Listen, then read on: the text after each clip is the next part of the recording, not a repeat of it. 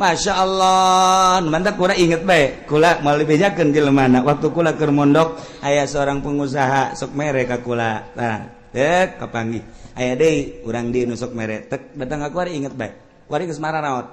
kuari sok dihadiahan bae ku kula bu aing baheula teh meuli kitab dibiayaan ku eta seorang pengusaha tah kuari sok dihadiahan bae lah galati anu ternyata ge pasti aya teleungi tah hate teh tah nyana ngabiayaan teh sok mere mun balik sok mere mun balik sok mere aya deui dulur mun da balik menta teh mah atuh dibagi-bagi ku Allah ge nu mere aya nu menta aya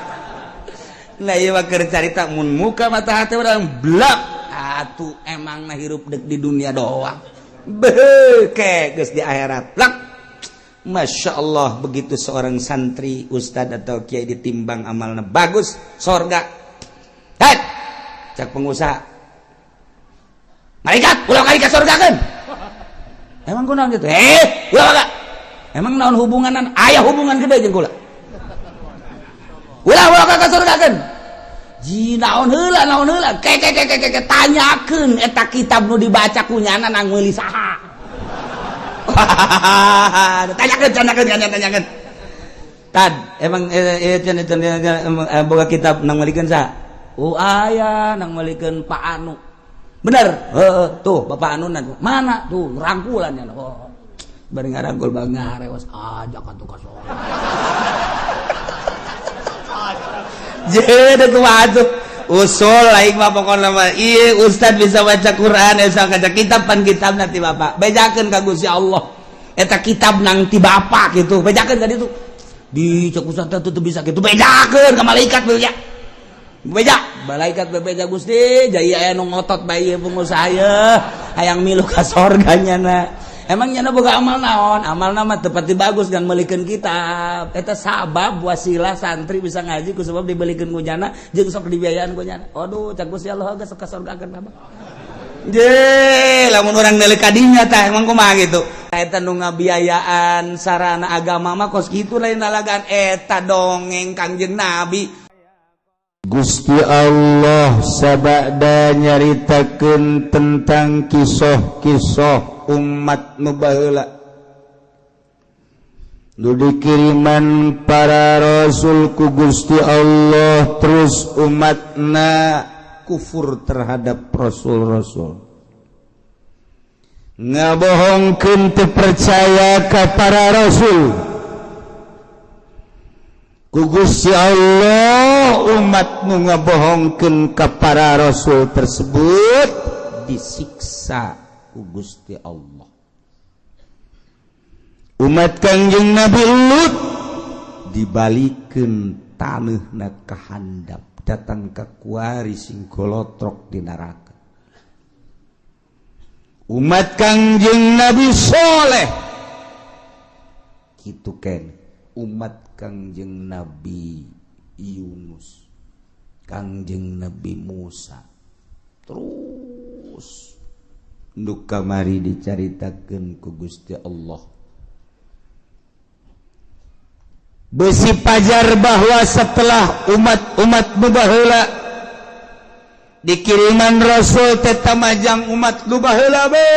nu kuari mah moal kitu besi boga anggapan bahwa siksa datang teh ka umat-umat nu baheula sabada umat Kangjeng Nabi mah geus moal aya siksa ka dieuna mah maka Gusti Allah ngajelaskeun secara keseluruhan masyaallah cik Gusti Allah wa ma arsalna fi qaryatin min nabiyyin illa akhadna ahlaha wallahu alamu bimuradi tepati ngutus kaula nu agung ka hiji nagara diutus seorang nabi kemudian nabi nu diutus ka negara tersebut teh dibarohongkeun ku umat-umatna tepati kaula ngutus seorang nabi ka negara kemudian dibohongkeun ku umatna illa akhadna kecuali ku kaula disiksa ahlina asal kula ngutus rasul ka hiji nagara dibohongkeun ku ahlina teu percaya ka utusan kaula ku kaula umat tersebut teh disiksa. Nah eta teh terus berlanjut datang ka kuari disiksana ku Gusti Allah nu baheula teh hiji bil ba'sa'i asyiddatil faqri, kesempitan, kesusahan, sangat susah, wadharra'i jeung penderitaan gering. Baheula teh kararitu ketika hiji manusia hiji umat di negara kemudian ku Gusti Allah teh diturunkeun seorang nabi titah dakwah ngajakan nauhidkeun ka Gusti Allah. Umatna didinya teu percaya ka nabi tersebut inkar ku Gusti Allah selalu dibere siksa dengan cara siksaan teh ku kasangetan fakir penderitaan gering dibere ku Gusti Allah teh paila datang ka hese timbul penyakit. Maksud Allah kitu teh supaya berpikir manusia la'allahum yatadarra'un la'allahum yadarra'un.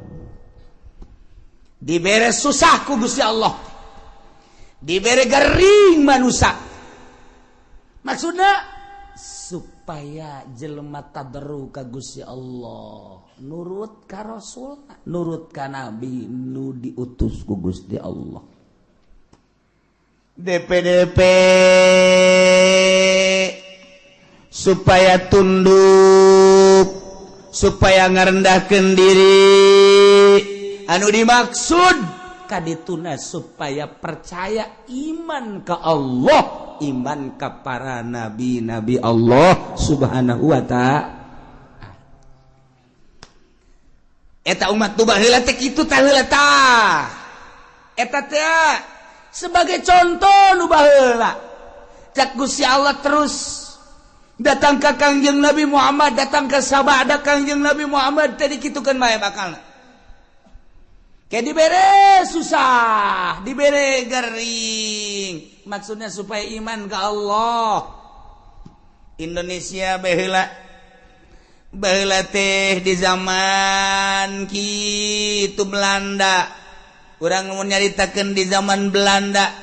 dongeng-dongeng bapak urang baheula ma urang baheula ngeunahna cente lantaran eueuh roti boborosan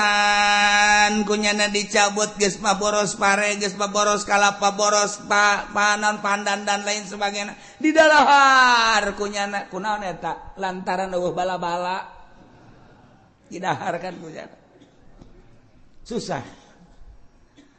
kabelah dieuna terus kaleuweung diteangan kunyana buat tangkal ieu yang ngeunah ieu aya suag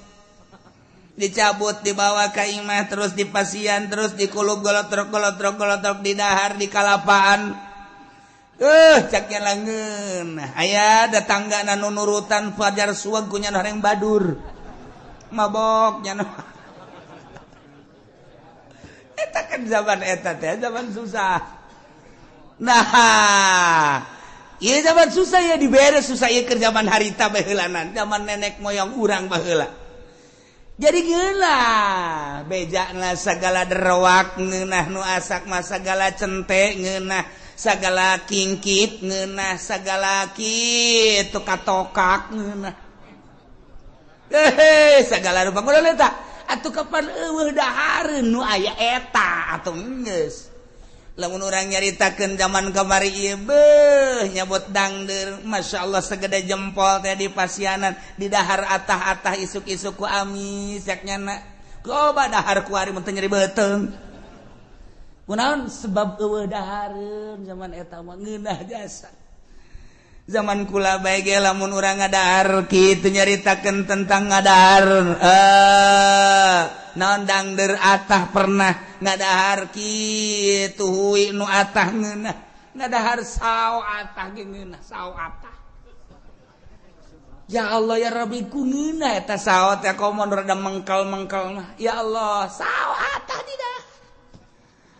nu mantak baheula lamun aya rujak tumbuk teh rujak tumbuk mantap jasa lantaran sagala ararata araraya ngeunah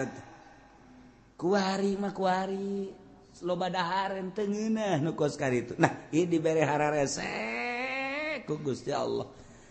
tapi eta jelema lamun ba'da magrib breng ngararaji ka imah ustad nu tinggalin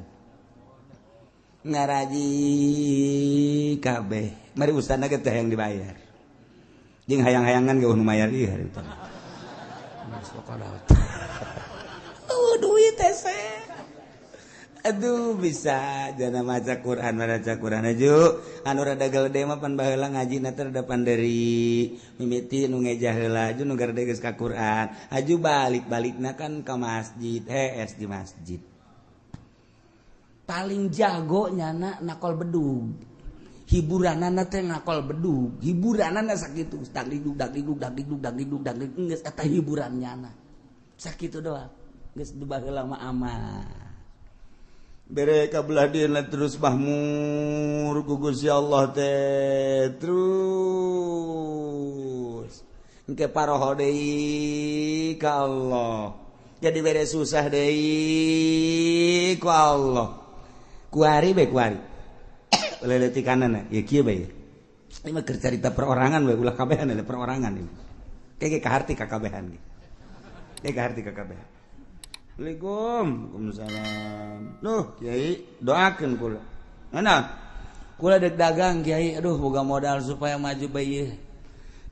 Namun maju mah pan masjid tuh omeaneun jangnya teh pondok pesantren amis ngeunaheun kadengena kana ceuk.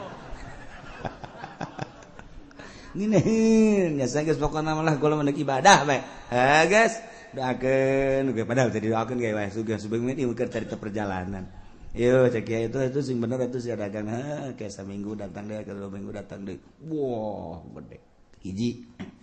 Waalaikumsalam loh bari geus dia bantingkeun kopiah ge blek sia kunaon ngabantingkeun puyang cenah kieu doakeun ieu kunaon hayang bisa ngazakat cek dah mantap jasa eta ngomong hayang bisa ngazakat berarti hayang sugih kan yang bisa ngazakat cenah kulit itu bisa ngazakat lain yang sugih teh inggur mah yang bisa ngazakat hayang nyaho ibadah zakat sia ngomong pinter amat eta berarti yang sugih ya aduh lah ya cenah kudu maju guys sebulan sekali datang sebulan sekali terus dibere maju ku Gusti Allah nu kahiji maju nu kadua maju blek rada lambat kayak makanya 3 bulan sekali Ligo masalah dia kiai hampura tuh bisa kadieu bulan-bulan kemarin mah gua ada sibuk kok masalah sih ieu mah doa anu geus kiai set balik deui nya ka Jakarta atau ka gede satahun teh datang Assalamualaikum masalah aduh kiai kula ngan bisa lebaran doang cenah ieu ka dieu kunaon emang sibuk cenah masyaallah geus doana bae kiai mah pokona mah jauh di mata dekat di hati masalah segala dalil segala tuh dalil-dalilnya na tuh gak masalah beli mobil plang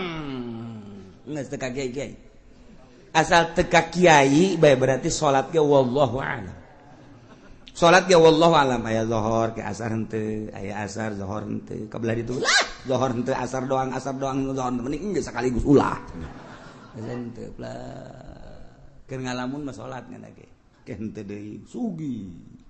diberi amruk menang 5 tahun sugihnya nah, atau 10 tahun berapa ya dunia tuh ngaranna plak datang deh kiai mage Waalaikum Waalaikumsalam lu kiai kunaon jadi aduh orang kos kieu nya kiai aya kamar wajang kula neuk mondok bae macem-macem sagede mondok neuk naon geus teu kuat cenah hirup ieu orang kos kieu lah dunia sakumaha kiai sagede dongeng kunaon emang amruk kiai dagang Bara tahun 10 tahun gula teu ka dieu sakali da ka dieu kula amruk aing pake kokoset we tuh Gus ya. Teu meunang tak kiai ngomong kos kitu teu meunang ieu keur carita doang. Segala kokoset segala naon. Tah, ieu keur carita bae. Jelema susah datang ka kiai, berarti kan carita kiai berarti nyana ngadeukeutan Allah. senang po ka kiai kajian ieu mah keur carita ka kiai padahal mah hakikatna mah ngajauhan ka Allah kan. Jauh keur susah mah jelema deukeut ka Allah, keur senang mah jauh ka Allah. Nu matak hebat jasa jelema lamun keur loba sagala deukeut ka Allah hebat jasa. Carang jelema deukeut ka Allah teh mun geus kajepit. Geus kajepit jasa tinggal buntut tapi utek bae. Eta bisa. Kula keur carita di Bandung mun ente ka Bandung aya di dinya ngaran kitu toko Al-Masum nyaritakeun deui aya naon ngaranna pom bensin Al-Masum, musola Al-Masum, masum Bandung loba. Kori aya pondok pesantren Al-Masum, aya yayasan Al-Masum loba bang boga Al-Masum Bandung. Eta teh kumaha dongengna baheula ngaranna Haji Maksum. Eta teh keur susah jasa datanglah ka Mitoha ka Garut kees tadi mah Mitoha doana kiai geus di Mitoha tadi dinya geus didoakeun beres Mitoha barengan tuh ngadoakeun maju ambruk deui tas maju teh teu ka imah Mitoha teu ka imah Mitoha ambruk ka imah Mitoha deui masuk ngedeng deui di imah THS deui biasa. Dokon maju na teu kira-kira pohar aja sa miliuder Bandung geus lah. Geus datang ka pae teu kapanggih. Geus teh masalah ieu mah keur carita masalah itu masalah nyana ge teu bermasalah. Ieu mah keur carita kos kitulah dunia. Poho dunia mah ka Allah. Tah ka Allah tah. Tah datang ka pae teh teu kapanggih teh jeung mitoha tah. Lantaran nyana teh urusan dunia. Masyaallah Karim. Aya deui moal dicaritakeun tah di Bandung aya anu boga kitu Majalaya nu boga pabrik samping keur susah datang ka guru kula datang terus ada senang poho susah deui datang deui dia datang senang deui senang pohara jasa senang kadeuleuna padahal hutang gede senang baheulana poho ka eta dunia mah kos kitu nah mata ku Allah ieu keur nyaritakeun di dieu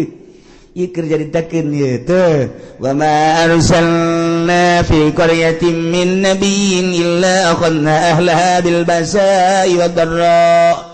tepati ngutus kaula ka hiji nagara diutus seorang nabi kecuali ku kaula teh disiksa ahlina nu mantak disiksa lantaran teu percayaeun ka nabina ngabohongkeun ka nabina ku Allah disiksa na teh lain di kukumaha heulanan dibere kesulitan yakni kapakiran dibere kageringan gering luar biasa keur carita perorangan cara tadi keur cerita secara umum keseluruhanana anu diberenya susahnya gering ieu mah naon kitu ngaranna murag di tangga katibah tangga nya susahnya gering geus pupurieun ieu mah aju diusir ku pemajikanana anak ngajauhan geus bae diberi susah ku Allah maksudna naon supaya tadarru ka Gusti Allah la'allahum yadarra'u urang we kos kitu kesusah deket ka kiai darah ka kiai darah barang susah barang sugih henteu kudu loba jelema loba diurangkeun nu kos kara itu teh ambalaya nu mantak lamun stabil bae jelema keur susah cinta Allah geus sugih cinta Allah berarti kan nyana henteu kagoyangkeun ku lobana dunia berarti istiqomah hebat jarang 1000 hiji kan asal naik baik mulai guys kamari mah bisa tamat Quran sabulan sakali ku ari mah Quran ngan di deuleu doang eker kamari mah rada susah teh bisa babarengan jeung babaturan barang ku ari sugih geus teu bisa babarengan jeung babaturan kamari ieu mah keur rada susah teh bisa seserian barang sugih mah tugas teh bisa ku ari mah sibuk Bandung teh Surabaya teh Singapura teh Jakarta teh eta teh kos karari itu tah engke poho minggalkeun setik kan itu urang bae ku ari lah moal ke salat sunah lah tin miti teh salat sunah terus kabelah dieu na ke mabadiah bae lah cuma qobliyah jeung badiah henteu kabelah ditu mah bisa-bisa teu salat kabel itu bisa tuh salat tak eta kos karari itu tak eta teh teguran ti Gusti Allah nah jelema diutus nabi ku Gusti Allah sebuah negara lantaran kacau teringat ka Gusti Allah. Utus Nabi dakwahnya sagesta dakwah teu percaya disiksa ku Allah, dibere kesulitan. Carana teu hujan-hujan.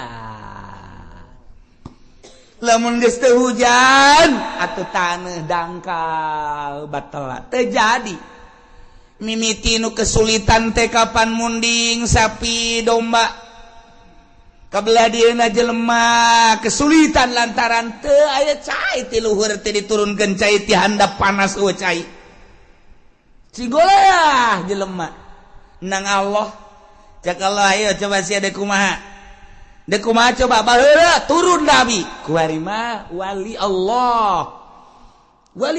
mah teu kanyawan ulama nyaritakeun ulama kade cek kiai teh sing loba dumadeheus ka Gusti Allah urang ti Allah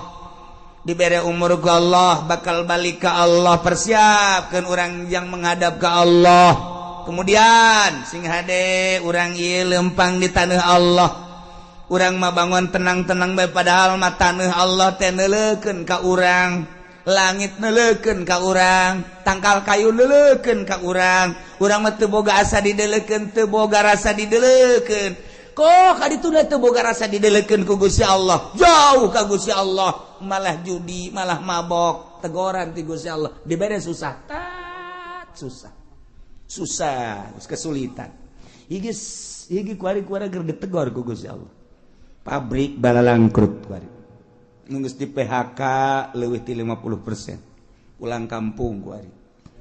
pabrik nu aya ge encan jelas manajemen geus teu jalan lantaran ekspor impor teu jalan sebab dolar makin naik kuari geus 13,4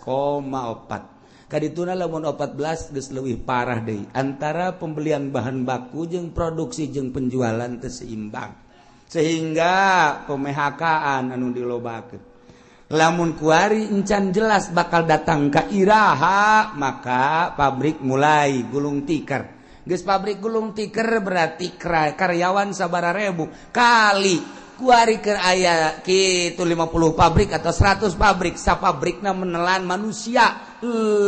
kitu 2000 baheula keur dirata-ratakeun kali 100 sabaraha jelema nu nganggur pulang kampung ka ditu terbengkalai nu boga kontrakan nu tadina ngandalkeun kontrakan di daharna teh tajang sagala rupa na kontrakanna ditinggalkeun maya listrik papan terus bae nu geus eueuh nek kumaha tinggal nyana bae tambang mana yang gantung diri bae gitu ya mulai terus terbengkalai ye mang di urang kumaha pasarkan kuari kurang geus teu jalan artina teh jalan teh kumaha jalan mah ala kadar jalan tapi kan lain cara biasa aset anu biasana satu hari menang 1 juta kuari mah teu menang 500 acat ieu keur carita nu leutik carita nu gede ieu encan jelas datang ka irahana encan jelas nah ieu keur dicoba ku Gusti Allah nu tenang-tenang santri doang santri suka mikiran pabrik henteu santri mikiran tani atuh henteu santri memikiran perekonomian teu nya teu nyaho ka ekonomi ka politik teu nyaho santri mah sebab nya mah jadi wali kabeh mah mun aya nyaho wali santri ya tuh tenang wae nya ngitung bae we cenah geus payah balik Assalamualaikum seuseuria padahal mah kolot-koleng duh anak aing geus datang deui bae bah 2 poe balik deui ka pondok kudu aya duit 1 juta boh aduh cakolot teh aing ngakal di anak aing ye aya duit berangkat eueuh duit kula moal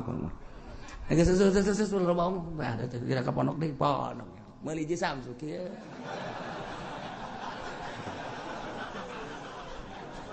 atuh nyaritakeun politik balik gigi nyaritakeun ekonomi duit aing ngambalayak taloba cenah geus cenah mah atuh geus nya mah jadi wali bae pokona mah geus nah bang tenang-tenang geus jadi santri geus geus ngitungan bae ngaji mah tilok ngitung balik deh bae teu nyaho santri mah geus teu nyaho naon pokona mah ngaji ibadah geus teu nyaho naon jasana jan anu mikiran bae geus sugan atuh jadi kitu motivasi jan teu atuh mani nyana salat berjamaah pondok ngaca Quran tadarus Allahu lazim dak masak beres beli botan dak duit aing ambual aya ti bapak aing pugu bapak nama ngedagang naon gitu ngertoge ngek geus teu nyawana naon ya dagang dangdeurnya nanjak kesangan tengah jalan kesangan kosokan heula ieu dorong deui ka ditu jual datang anakna duit bah meuli gudang garam kadeleun mah rokok padahal kesang bapak eta cucu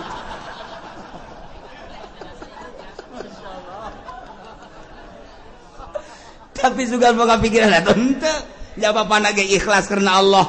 lantaran cak bapana aing mah ridho jasa aing dagang dangdeur capek ge tah pake ngabiayaan sia komo sia bisa ngaji teu bisa ngaji ge aing nitipkeun ka sia teh keur macaan Quran ngajelaskeun Quran hadis eta teh ucapan Allah ucapan Kangjeng Rasul geus atuh pokona mah aing mah penting mah sorga we coba mantep teh coba yeay kolotna ge senangeun ya eta teh nyanaan nu di deuleuh akhirat coba sakola hayo mere duit tak 3 juta jadi ibadah wallahu a'lam nu dibaca anak kitab naon dan lain-lain sebagainya jadi ibadah kalau wallahu a'lam datang deui minta duit hak tak dipake poya-poya ku anakna keur carita bener bae heulanan sakolana wallahu a'lam jadi ibadah wallahu a'lam teu buka tuh hate sia bego kalau teh ieu mah keur nu capek bae tah mere ka anakna keur carita bisa ngajina geus pohara keur teu bisa ngajina dicatet ku malaikat masyaallah anakna cicing di pondok keur berjuang ngalaksanakeun bacaan kitab Allah dawahan Rasulullah dawahan ulama dibiayaan ku bapakna anu gantar wasilah ngabiayaan anakna memeh anakna ka sorga kudu bapana heula amin so anak sia teu sakola teu mondok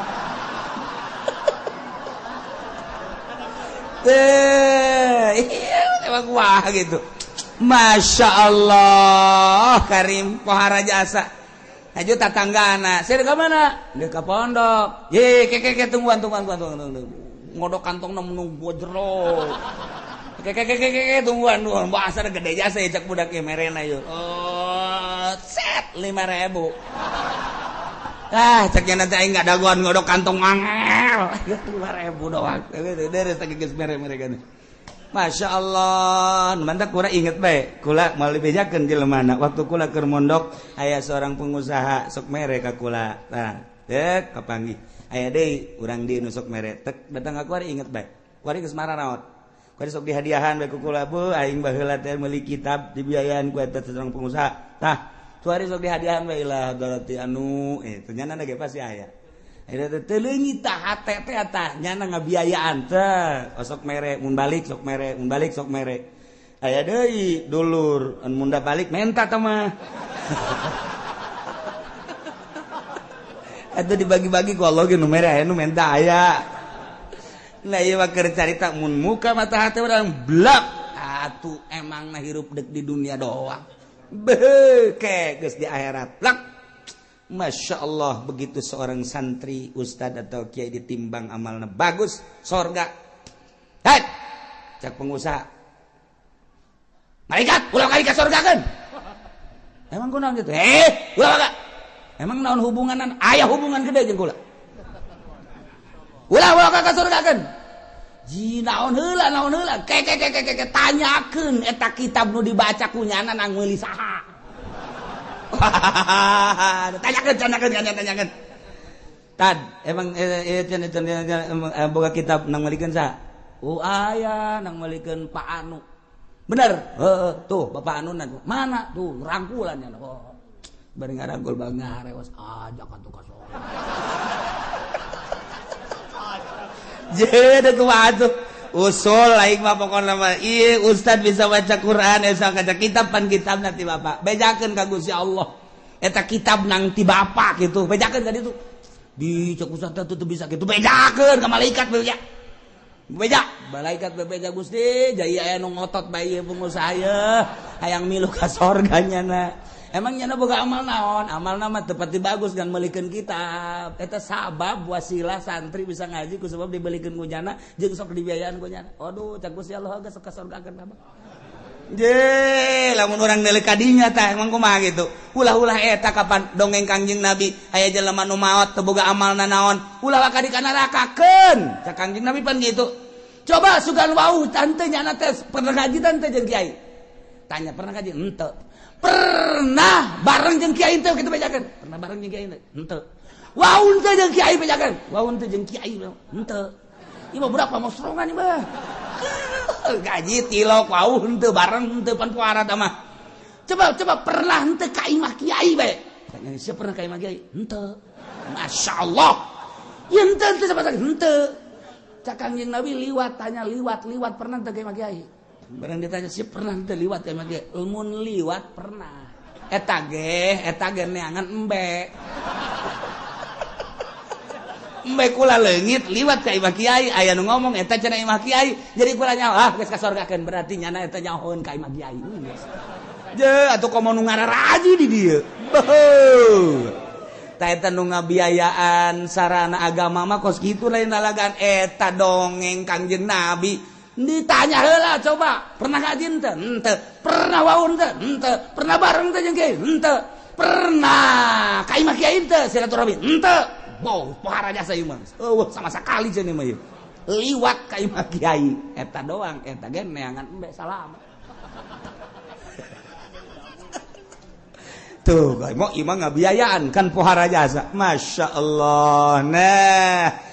ialah tepati-pati kaula ngutus seorang nabi ka hiji nagara kemudian bangsana jeung umatna ngabohongkeun ka eta nabi. Kecuali kaula nyiksa ka ahli nagara eta ku cara dibere kesempitan kesusahan anu luar biasa perekonomian teu jalan pertanian teu jalan dan lain-lain sebagainya teu jalan sulit luar biasa wadbarro jeung penderitaan garering timbul gering-gering segala gering darah tinggi segala darah rendah segala ginjal segala macam-macam garering jelema teh geus mah kitu segala makroni segala kitu lihat sirah dan lain sebagainya bahkan aya penyakit anu dibawa ke dokter teh geus ngecek melalui ronsen melalui kitu SG teu kapanggih penyakitna dicek dokter cek-cekna sehat pugu gering tapi cek dokter sehat bapak ini udah pulang aja sehat pugu gering bingungnya nangis aing gering bajar sehat dokter bodoh. Guys, bukunya nana gering, nana dong ngarasakan tapi cek dokter teh melalui ronsen penyakitan melalui penyakitan darahna bagus ya teh bapak sehat ceknya cek jantung sehat cek paru-paru ge sehat tapi nyana nangis teu bisa kicep acan cek dokter pulang bapak sehat aing gering ceknya teh. Nah ini bukan bagian dokter coba ke sono ke Jampang Surade. Takut ada gaang di dalam perut nih coba. Nah,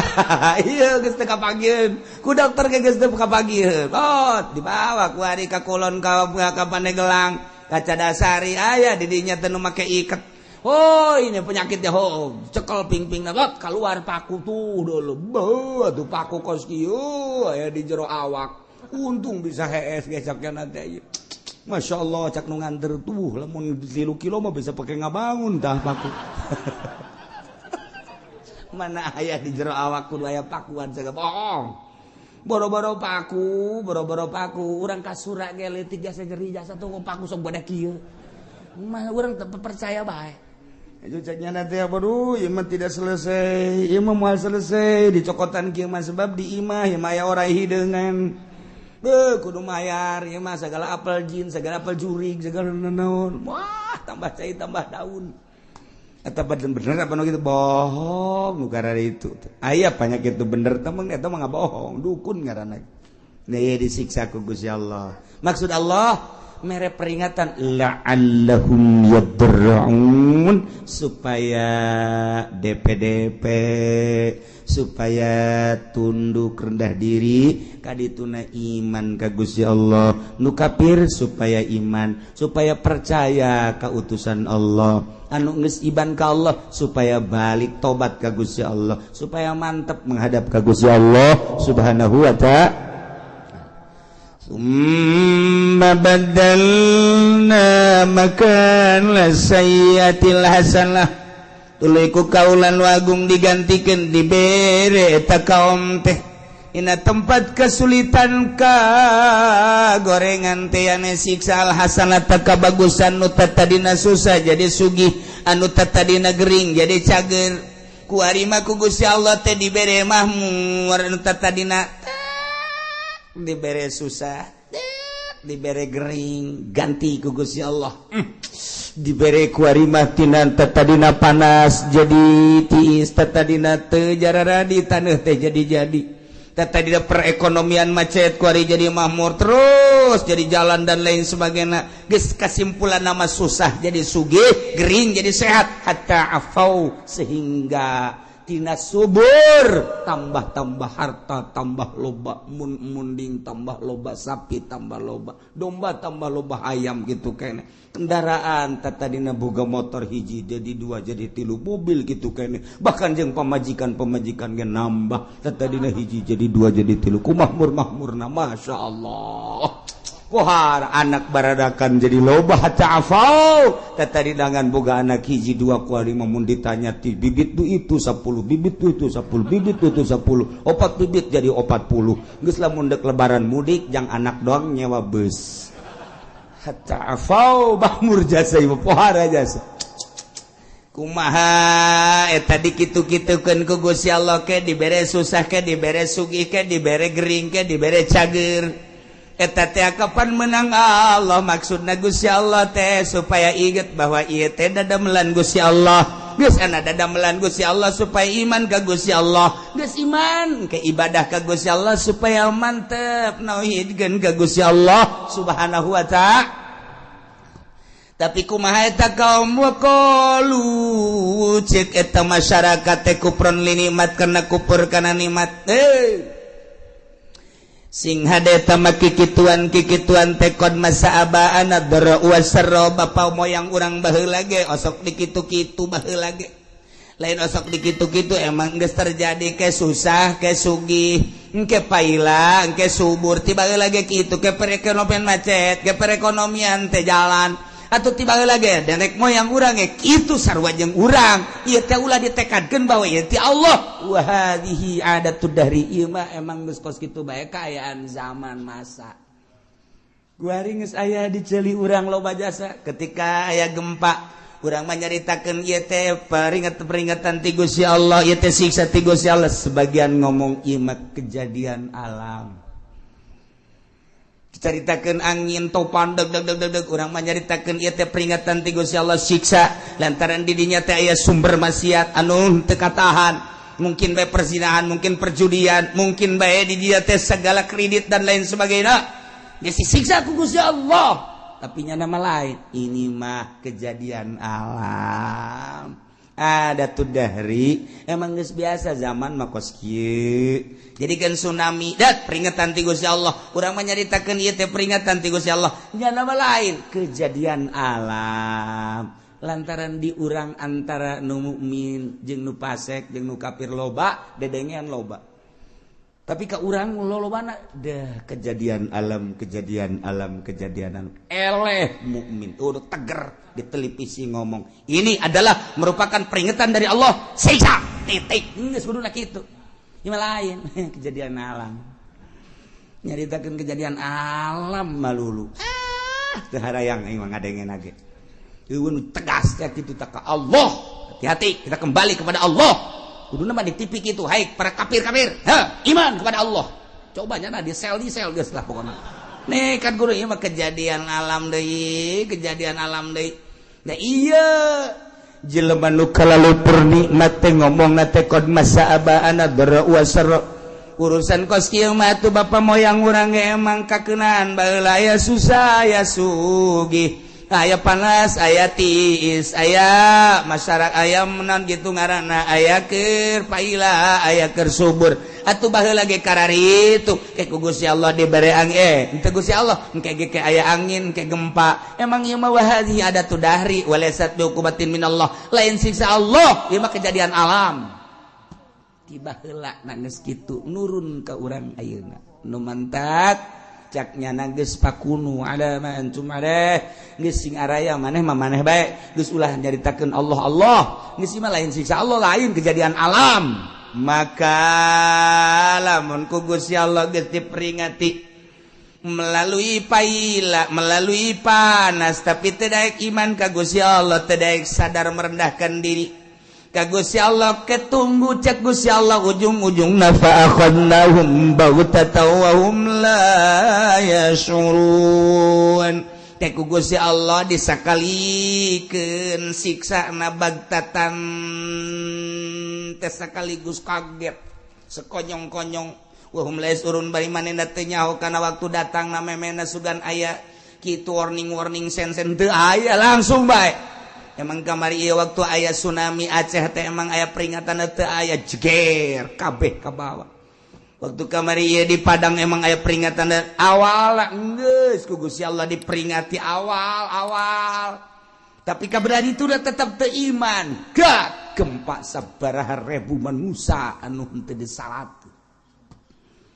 Teu Sukabumi gempa, Garut gempa, Yogyakarta gempa. Nu kuari mata anu ceulian nu pengkor anu leungeunnan dan lain sebagainya masih kadeuleu keneh kurang Yogyakarta teh tapi tetep teu iman ka Gusti Allah awas cak Allah namun ku aing kuari peringati melalui panas ku aing diperingati teu aya hujan sawah-sawah batela dan lain sebagainya hawa anu sakieu geus henteu benyatu jeung urang panas luar biasa eta teh sing inget sia-sia teh nang aing ieu cuaca nang aing panas nang aing balik atuh ka aing cak Gusti Allah lamun sia balik ka Allah aman ku aing sia tapi lamun sia teu balik ka aing ieu kejadian alam deleukeun ku aing sia lamun ku aing teu didatangkeun bagtatan awas deui mentak ngeri urang sing lobakeun istighfar ku ari ge ka Gusti Allah Subhanahu wa ta'ala di lembur-lembur ayo istighfar astagfirullahalazim wa atubu ilaihi minimal 70 astagfirullahalazim wa atubu ilaihi atau anu panjang astagfirullahalazim alladzi la ilaha illa huwal hayyul qayyum wa atubu ilaihi atau sayyidul istighfar Allahumma anta rabbi la ilaha illa anta khalaqtani wa ana 'abduka wa ana 'ala ahdika wa wa'dika masatu a'udzu bika min syarri ma sana'tu wa a'udzu bika bi ni'matika wa a'udzu bika bi dzambi faghfirli fa innahu la yaghfiru dzunuba illa anta ta eta baca ku cenah panjang ting teh Kiai nu pendek bae astagfirullahalazim li wa li walidayya li ashabil wajibati alayya jamu Muhammad eta ge panjang kene cenah Kiai nu pendek bae astagfirullahalazim wa tubu eta ge panjang kene sia moal ngamaca ieu sia mah panjang kene bae sebagian baca istighfar balik ka Gusti Allah Subhanahu wa ta'ala lantaran hujan-hujan anu aya di sekitar urang encan hujan murni sing ade encan hujan murni ieu mah hujan buatan teh pemerintah supaya ulah ngebul teuing mantak urang tetep sulobakeun istighfar ka Gusti Allah Subhanahu wa ta'ala ieu kurang keur dicoba ekonomi keur rada carut marut bagi anu bergelut di perekonomian kuari emang kerada carut marut pertanian ribuan hektar nang Allah aya nu geus kekurangan cai urang kula seserian di urang aya hujan lain hujan asli sebab hujan asli mah diawali ku guludug jeung kilat ieu mah guludug kilat mendung hujan sing inget hujan asli awal kilat jeung guludug ketika geludug juga kilat lain asli hujana ieu mah sakadar peringatan jeung urang hati-hati ulah obrot teuing tetep urang make caina lobakeun istighfar ka Gusti Allah Subhanahu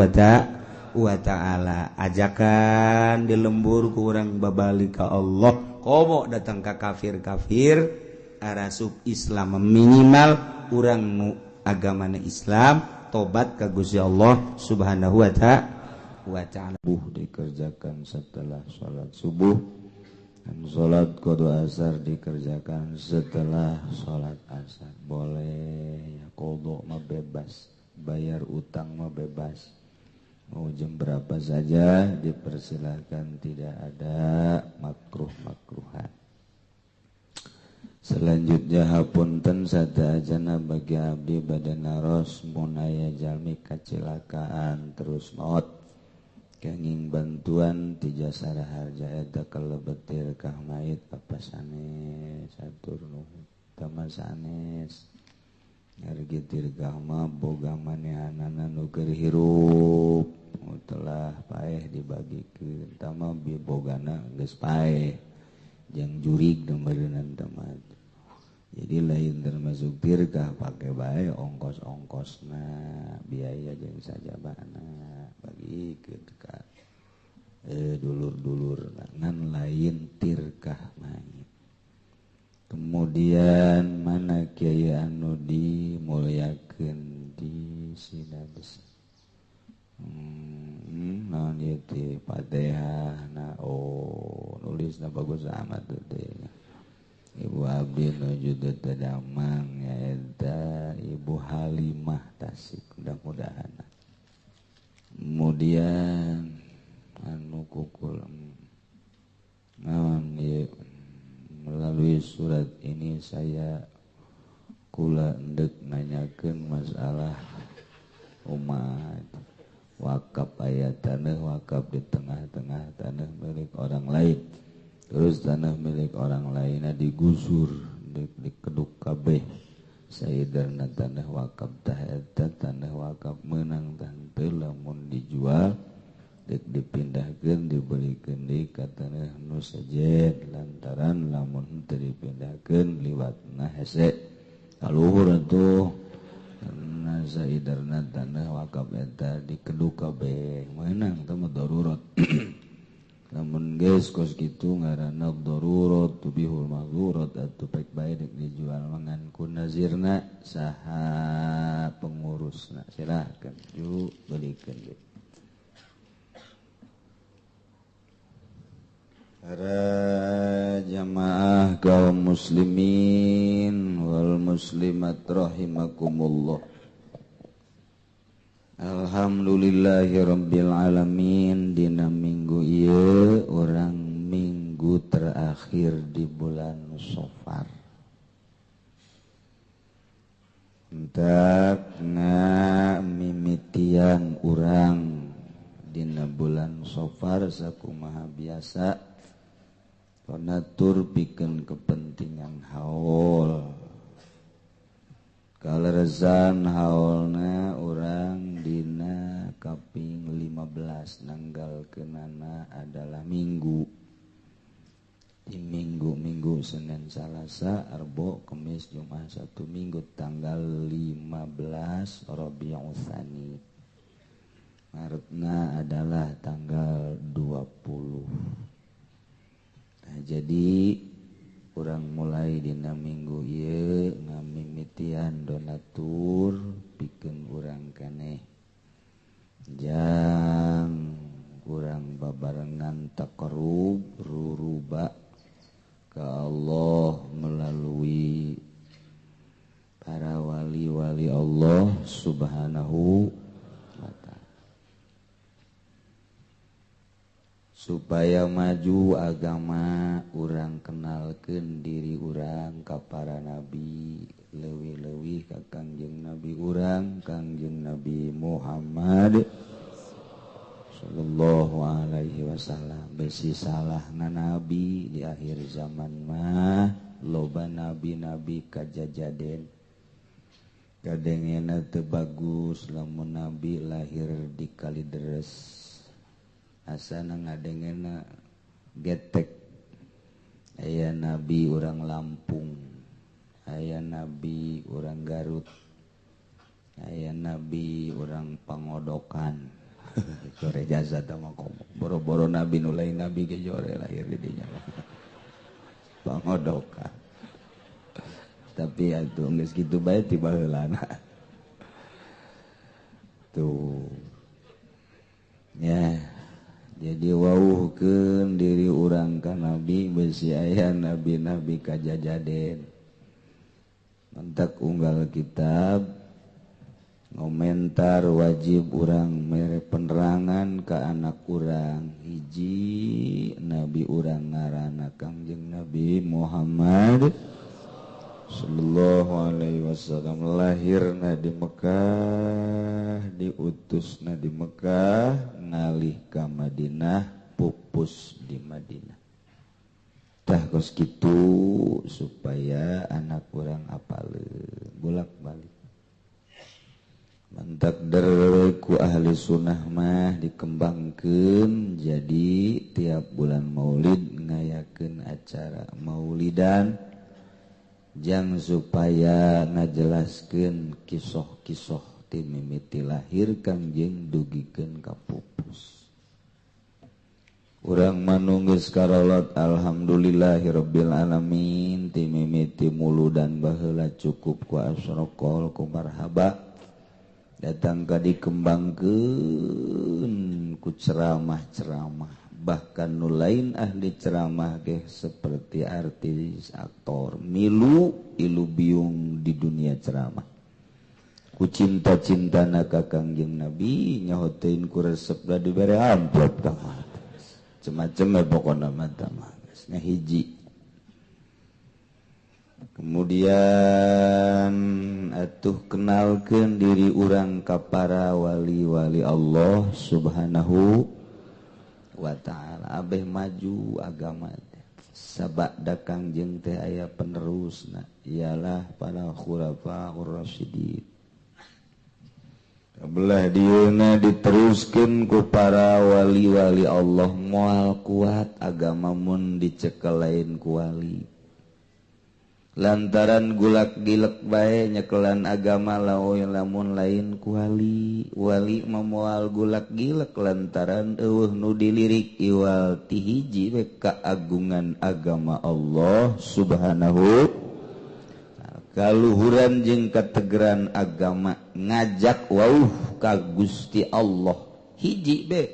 eta be telurak lirik ka sisi ka gigir aya nu nawaran jabatan embung aing mah ka Allah we aya nu nawaran harta embung hayu we urang ka Allah we aya nu nawaran berbagai macam embung aing mah ka Allah bae sakalina anslug ge di dunia organisasi jeung di perpolitikan nyana mangan sakadar dek ngagungkeun agama Allah ngaluhurkeun agama Allah aya kesempatan mah di negara di organisasi aya kesempatan jang li i'la'i kalimatillah daek mun lain embung bae jadi teu golak-gilek aya di mana bae lurus jang ngaluhurkeun agama Allah Subhanahu mun lain wali gulak-gilek akarak ditawaran jadi tim ngagilek adu tawar Avanza apa Innova geus lain agama deui tawaran di organisasi posisi sakitu bagusna lain ngaluhurkeun agama pake rerebut itu keneh di pemerintahan pake sukat sikut tujang tajong geus lain jangan ngaluhurkeun agama mantak morosot agama ajur agama mun dicekel lain ku wali Allah mah nu mantak tegerna agama dicekel ku para wali-wali Allah Subhanahu wa ta'ala. Alhamdulillah di Indonesia bae aya Sunan Ampel aya Sunan Kalijaga terus Syekh Syarif Hidayatullah di Banten aya Syekh Maulana Hasan Nudi berkembanglah agama ku wali dituruskeun ku wali ku penerus-penerusna nu jadi wali-wali Allah Subhanahu wa ta'ala. Entak Amerika beterseupeun ayana bangsa Maulidan ayana bangsa marhaba ayana bangsa haol-haolan ki Amerika mengkecap lantarannya nama teu didenge nambai ulama ke Amerika ditambailah ulama supaya ngahancurkeun eta diliberalkeun, dikapitaliskeun, disekulerkeun, ulah nyekelan agama nu asli. Baralik ti Amerika, mulailah nyana dakwah ngabid'ah-bid'ahkeun maulidan, ngabid'ahkeun haul. Kurang puas keneh tambai ke Amerika, dibuatlah JIL, jaringan Islam liberal,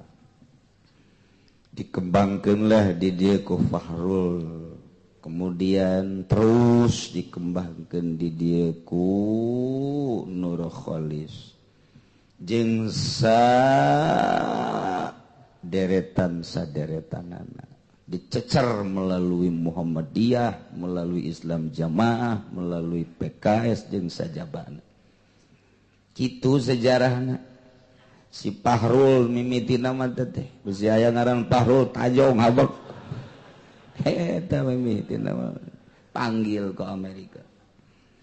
Kitu sejarahna.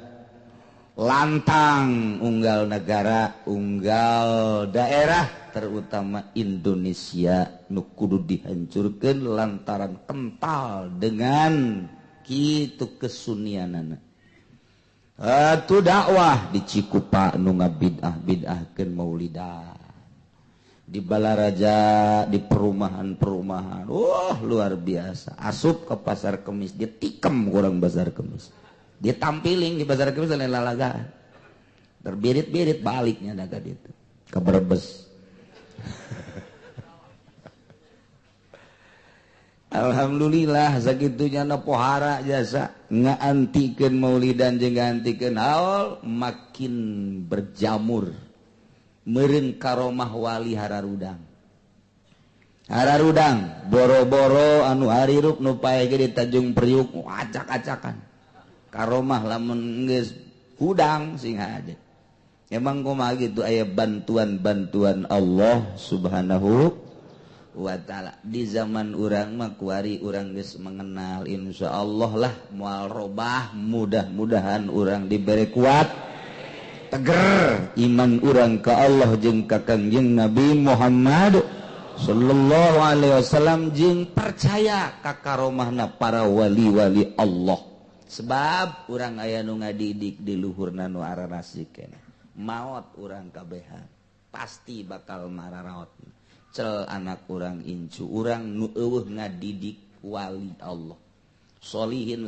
geus pararae. Kamari ge haja solihin di ditu pae hiji.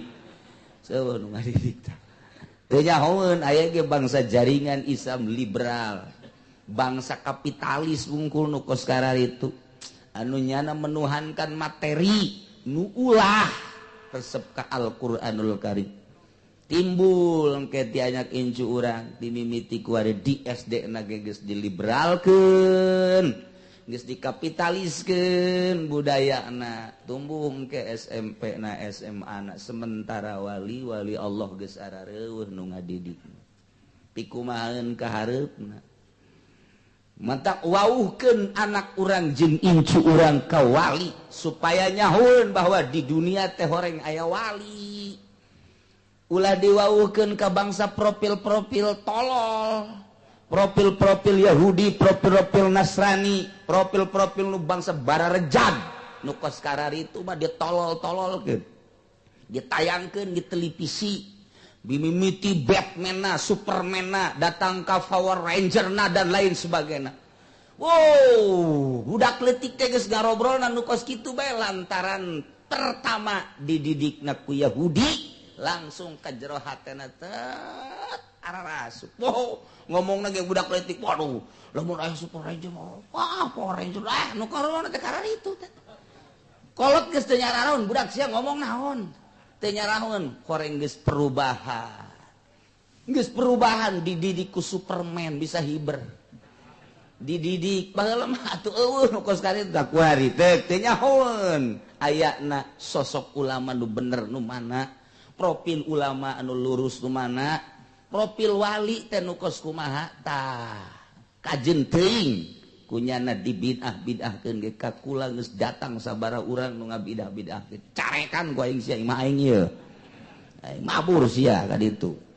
naon ieu kaharep nepi kumaha sementara ieu Nasrani jeung Yahudi terus-terusan mantak ka urang gade dek datang Hisam du diwali-wali ti Libanon ka Amerika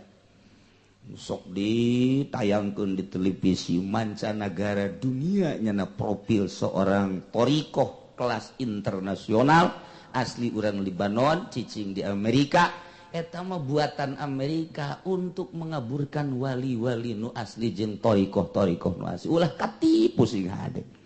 mendak mun teu boga jalur-jalurna bakal katipu tanyakeun silsilahna ti mana trek salah lain janggotna kajenting datang ka taneuh lain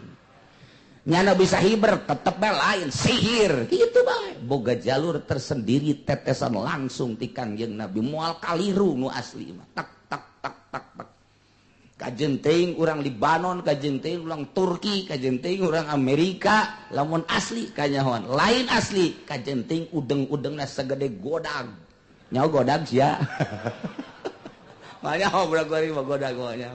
lain bae tetep bae dirangkul kemudian pelukan jeung SBY pelukan 1000 kali pelukan nu nyahoeun ulama Indonesia lain bae Jawa Timur Jawa Tengah nyahoeun lain torikoh asli sehingga ada besi berkembang di Tangerang kula didatangan ka di supaya datang mesilahkeun tapi ngembangkeun kos kitu awas deukeun pengajian di pendopo kula supaya hadir berdampingan jeung manehanana dengan Pak Bupati dan Pak Wali Kota embung aing embung apa alasannya embung bae geus pokona teu nyahoeun setelah diteliti trek kaburnya di Libanon diusir ku urang Libanon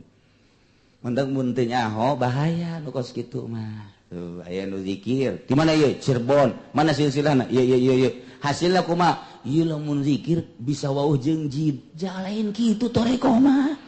lain ditawau jeung jin lain aya deui tek ieu mana ieu mah teh anu nyanding ke Tuan Syekh Abdul Qadir ai mah nya Tuan Syekh Abdul Qadir nyanding kitu mah ngaranna kos itu begenderuah tuh macem-macem zikir di orang sing hade besi tipu lain eta zikir mah hiji titik dek makrifat ka Gusti Allah anti dunia anti makhluk anti materi anti nafsu hiji hayang wauh jeung Allah subhanahu mantak patennya nama teu bisa diganggu gugat ti Kangjeng Nabi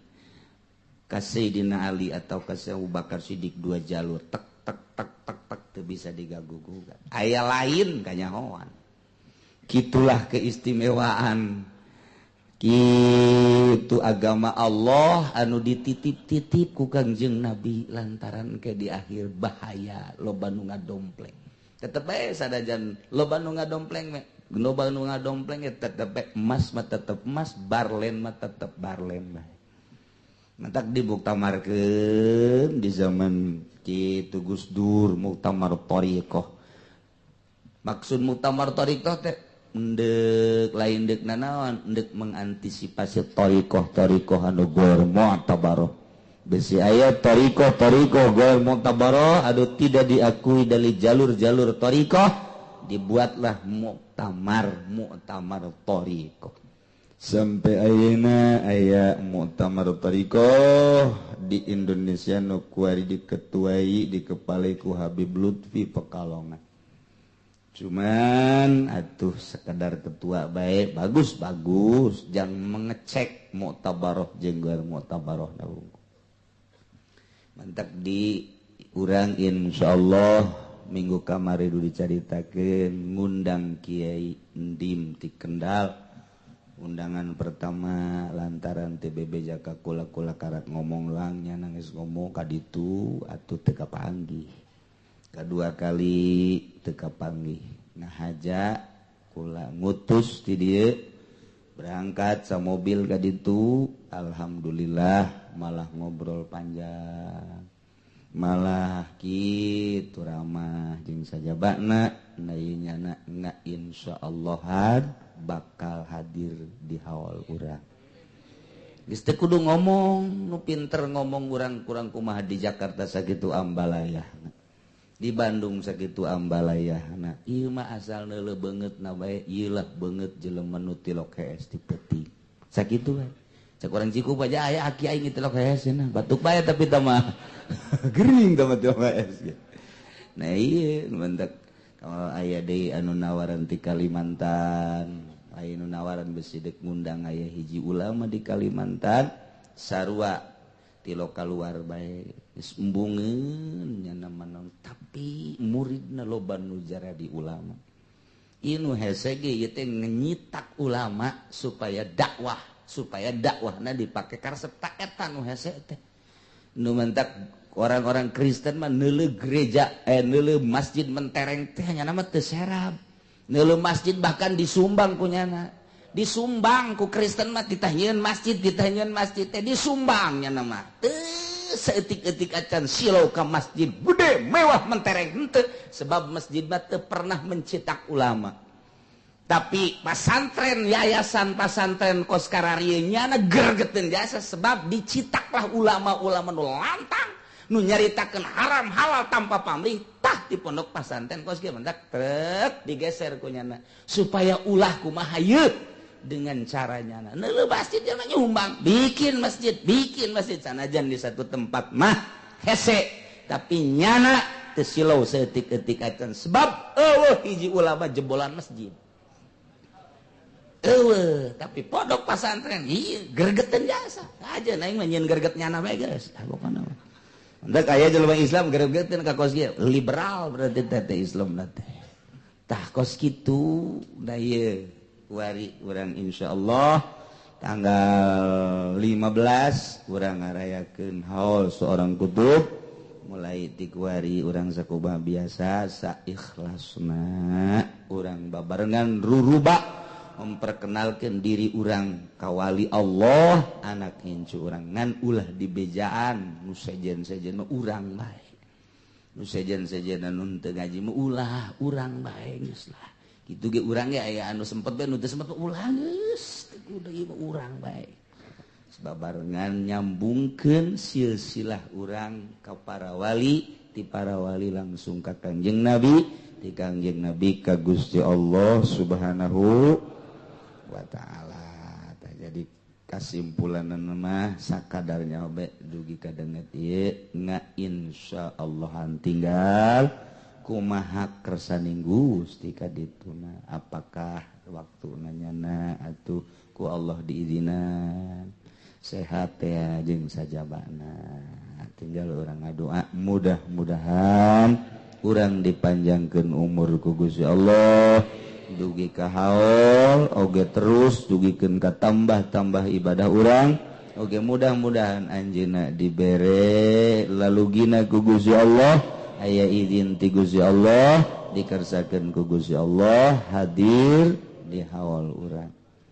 teu hebat ngomongna asal diuk bae doa cukup komo bari jeung nyana nyarita mah sadaek nanyana moal kaluar ti caritaan ibadah ieu nu kos karar itu moal nyana mah paling nyaritakeun zikir nyaritakeun ma'rifat nu kos karar itu wae sebab dunia nu aya di hatena eta sebab jelema mah nyarita teh sakumaha nu aya di hatena minal kalama la fil fuadi omongan mah nu aya di jero hate eta kahiji nomor kaduana tanggal hiji maulidna jatuh pada hari Jumat berarti ayeuna minggu Senin Salasa Rebo eta rebona dina akhir bulan Safar ngaranna Rebo Wakasa faidatun fi bayanil arbi'il akhir min syahri Safar zakara ba'dul arifin min ahlil kasfi wa tamkin ba'dul arifin ti ahli kasyaf nyarita anjeunna bahwa annahu yanzilu fi kulli sanatin 300 baliyatin wa 20 alfan minal baliyat tiap tahun jang satauneun eta adalah 320.000 balai diturunkan 320 balai yakni penyakit diturunkeun ku Gusti Allah sakaligus wa kullu zalika fil yaumil arbi'il akhir min syahri Safar. Malam Rabu etalah tadi turunkeun ku Gusti Allah sakaligus tek jang sataun. Engke anu jang bulan anu pada waktuna diturun ieu mah heulanan diturunkeun ditenden di langit kahiji eta 320 balai. Jang satauneun cencelengan. Jadi atuh fayakunu zalikal yaum as'aba ayyamis sanah poe eta teh perbo eta tah watu pang berat-berat da pang bahayana poe dina sataun poe rebo eta tah rebo kasar rebo akhir dina bulan Safar. Pilinganyeun kitu antisipasina taqarrub para ba'dul arifin ka Gusti Allah jaeta dengan kasafna dibere aya faman shalla fi dzalikal yaum arba'a raka'atin sajeleman nu salat dina poe eta 4 rakaat yaqra'u fi kulli raka'atin minha ba'dal fatihah surata idza a'tayna kal kautsar 17 marrah dan selanjutnya ngan urang mah teu kudu. Jadi urang mah teu kudu salat, urang mah geus teu kudu. Atuh emang kayang nah. Diulangkeun mah pas jasa atuh. Aduh. Ieu mah khusus di ba'dul arifin ka ba'dul arifin sebab moal bisa cara nah geus jalain jang umum jang khusus bae. Yang umum teu kudu malah mun aya anu salat di masjid ulah milu urang mah ngan ngageunggeurekeun ge ulah. Bisi aya urang lembur ustad ngajakan salat terbo kasar ulah urang. Ulah milu ngan ngageunggeurekeun ulah antepkeun nyana-nyana urang-urang ngageunggeurekeun ulah milu ge ulah binah hukumna jang umum kecuali jang khusus aya cara-cara tersendiri. Doa nama teu nanan keur geus fotokopi doa teh Allahumma ya syadidal qawi ya syadidal mihal ya azizu zalat li izzatika jami'u khalqika ifini min jami'u khalqika ya muhassinu ya mujammilu ya mufassilu ya mun'imu ya mukrim ya man la ilaha illa anta bi rahmatika ya arhamar rahimin. Allahumma bisairil hazani wa akhihi wa jaddihi wa abi wa ummi ikfini syarra hadzal yawma yanzilu bihi ya kafi fasayakfikahumullah wa wasami'ul alim wa hasbunallahu wa ni'mal wakil wa la haula wa la quwata illa billahil aliyyil azim. Doa na eta ajunyin salalim ba'da subuhna yin salalim azimah nah mun azimah nama silahkeun ka para kiai ustad nu bisa nulis ke ba'da subuh poe rebo kacaikeun hasilna memeh ngadahar jeung nginumna naon eta heula. Baheula geus difotokopi doana jeung salalimna ngan ku ari mun ditanya di mana teh fotokopian wallahu a'lam. Geus teu nyararaho deui. Boro-boro anu ngaji denge dan kilang ditulis ge neundeuna di mana meureun. Sakitu ge ditulis. Komo nu ngaji denge doang mah atuh geus salsup asal asup ti katuh kaluar ti kenca, asup ti katuh kaluar ti kenca. Oh masalah sakitu. Pokokna mah ngaji ngorot-ngorot dosa gitu bae geus. Komo nu geus kolot mah boro-boro nu geus kolot nu ngorakeun ge para rohwan bae. Komo haju loba nonton TV mah. Oh kamari pas surat Malaysia jeung Indonesia sabarang beureun ilmu nu nganceng atuh. Ngaranceng ilmu sakali jeung surat ngaranceng geus teu karasa insyaallah. Nah ieu jadi rebo isuk rebo wakasan ba'da subuhna eta engke nulis salalim salamun ala Ilyasin salamun ala Musa wa Harun salamun terus kolam berleber salalim ngaran aya azimahna nu geus baheula teh eta ditingali deui kemudian dicatet buku ditulis kacaikeun caina ke ka sumur-sumurkeun ka kula ka mana terutama nginum urang heula ti heula tah kitulah dina rebo wakasan dina rebo isuk ulah waka ka mana heula mun memeh nginum eta jangsa tauneun eta supaya urang ulah kakenaan cocoba jeung balai anu ku Allah diturunkeun dina malam Rebo eta. Urang nuluykeun pangaosan urang walau kharajat bi ghaibati li ziyaratin wa nahwiha lam taskub. Sarwiti boga salaki ngaran Zaid kuari ke Zaidna usaha ka Jakarta. Sarwiti sorangan di imah aju di jero keur eueuh salaki nya Sarwiti ziarah ka dulur. Sarwiti ziarah ka indung bapa Sarwiti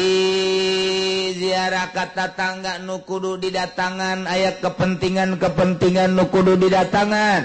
ta eta model ngalayan nu gering aya nu maot takziahan ta eta nya Sarwiti kaluar ti imah waktu salakina keur eueuh ngan kaluarna aya motif anu dimenangkeun ku agama yakni ngaziarahan dulurna atawa ngadatangan indung bapana atawa nyana ngalayan nu muriang tatanggana atawa nu mau tatanggana tetep bae napakana teu gugur wajib bae ki Zaid mere napaka.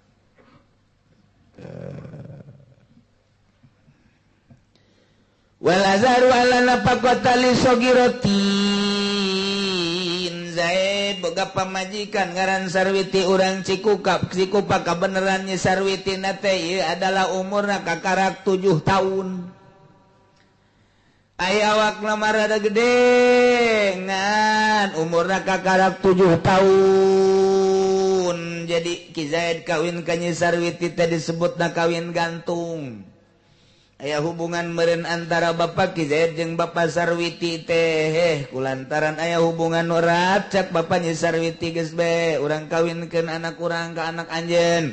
Abe pertalian urang lanjut yuk. Cak Bapak Ki Zaid pan anak anjeun mah ieu mah atuh leutik ge kajeun urang kawin gantung be. Oke geus dikawinkeun ai Ki Zaid nama umurna 35 tahun. Ari Sarwiti da umurna kakarak 7 tahun. Waduh. Bohar ayeuna. Kulantaran leutik atuh can bisa dialep suka Nyi Sarwiti teh.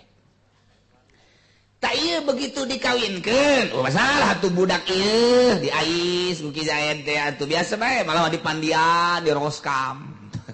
Sakumaha kuda. Bandian di jero kamar biasa bae. Mandian budak atuh ngaranna ge. Jalan ketek teh nyamun salakina tuh budak karena gitu. Geus masalah tak kos kitu. Ngan can kuateun aya di sarean mah. Ulah coba-coba kakaraku 7 tahun di sarean. Asana bahaya ieu mah. Komo Ki Zaid umur 35 tahun mah. Aju pernah di Arab deui beneran. Tah ieu ulah coba-coba encan kuateun.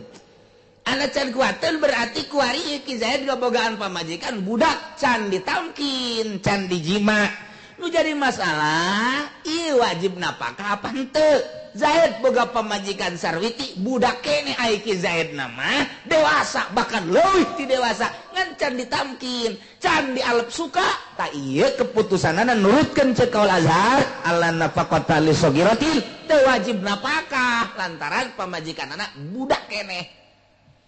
Antak ieu sakumaha kamari lamun nurutkeun kaul jadid ieu can wajib napakah lamun cek kaul qadimah geus wajib napakah lantaran nurutkeun cek kaul qadimah asal akad bae geus wajib napakah tapi lamun cek kaul jadid lain sakadar akad mah can ngawajibkeun napakah tapi nu ngawajibkeun napakah mah istimna yakni tamkinna ngalep sukana. Nah kulantaran can bisa dialep suka cek kaul jadid can wajib napakah cek kaul qadim geus wajib napakah. Ta'arud antara pendapat Syafi'i keneh antara jadid jeung qadimna idza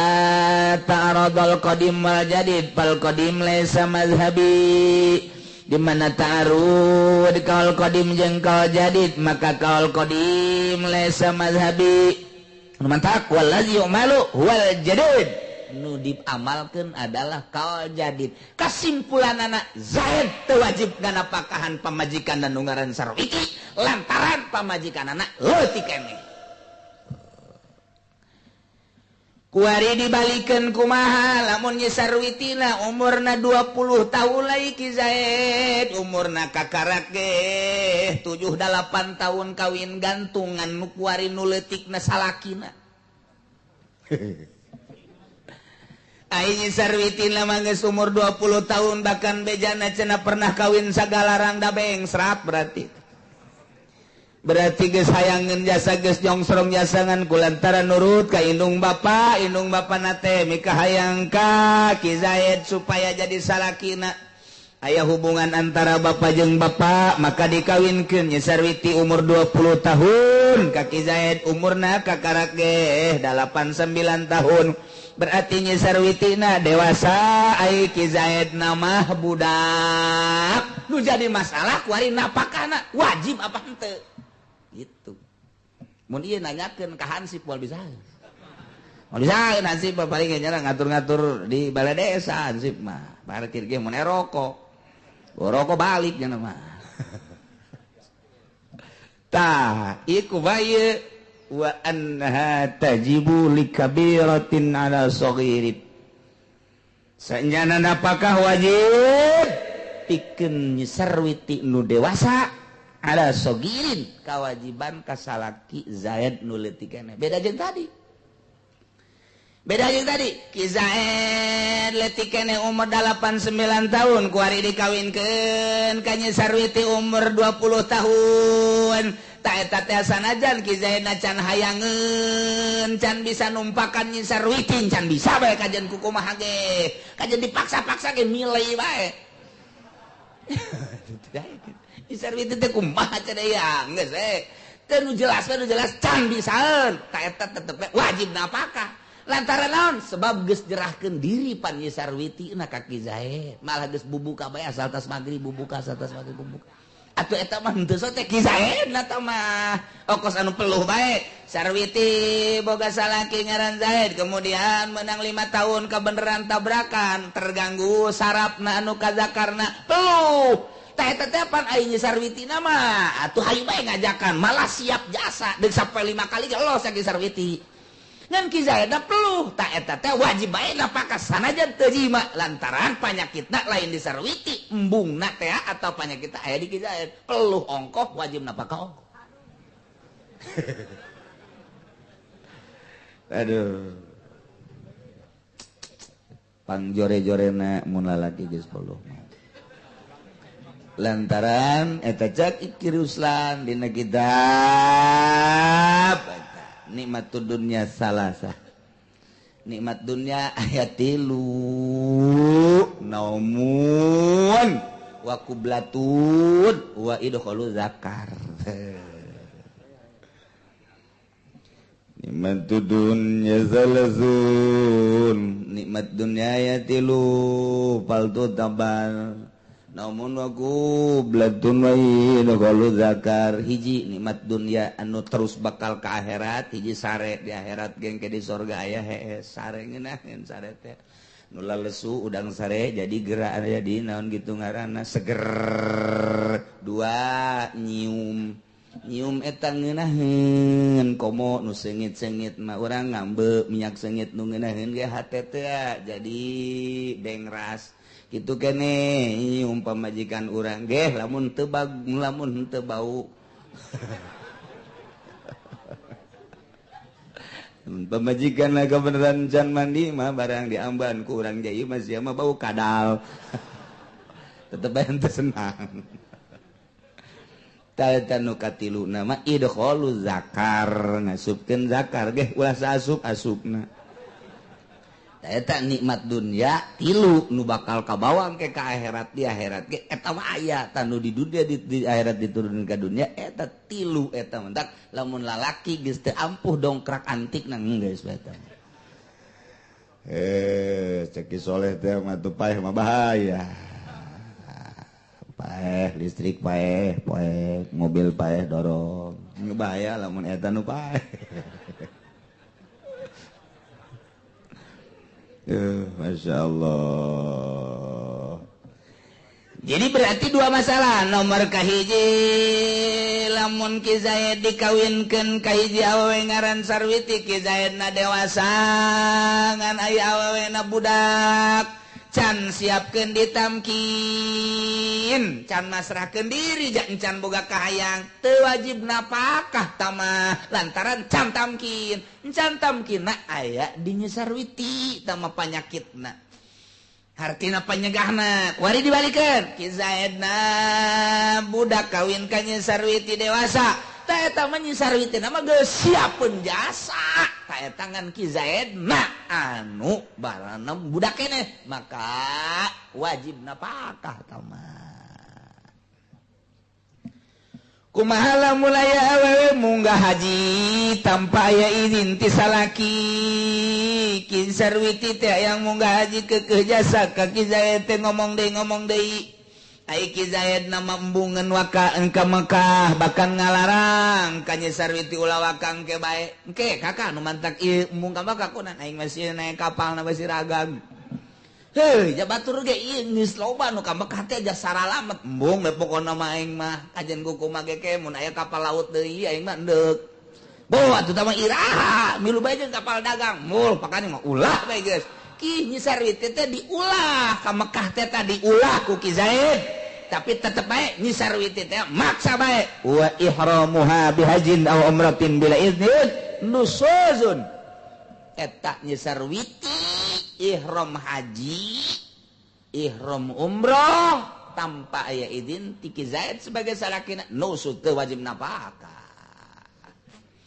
Ieu keur carita di Mekah, ya ikhrajuha bihaji urang Mekah, kuari hayang ka Mekah, hayang ihram gitu urang Mekah keneh, di imahna di Mekah. Kuari Nyi Sarwiti bebeja deuk ihram haji teu diizinan ku salakina. Ta eta teh begitu kaluar ti imah nusuz, begitu kaluar ti imah nusuz. Ai di urang mah di Indonesia Nyi Sarwiti hayang ka Mekah munggah haji teu diizinan ku salakina, ta eta teh doraka meleg-meleg.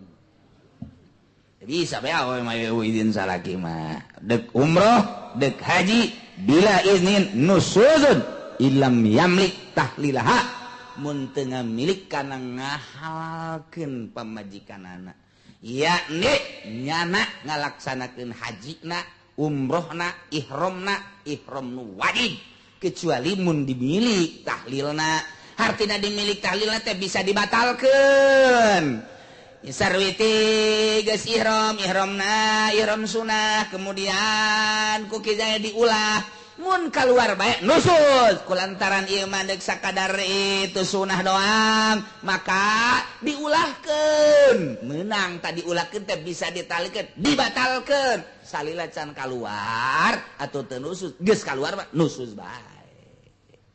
Fa in malaka wallahu a'lam.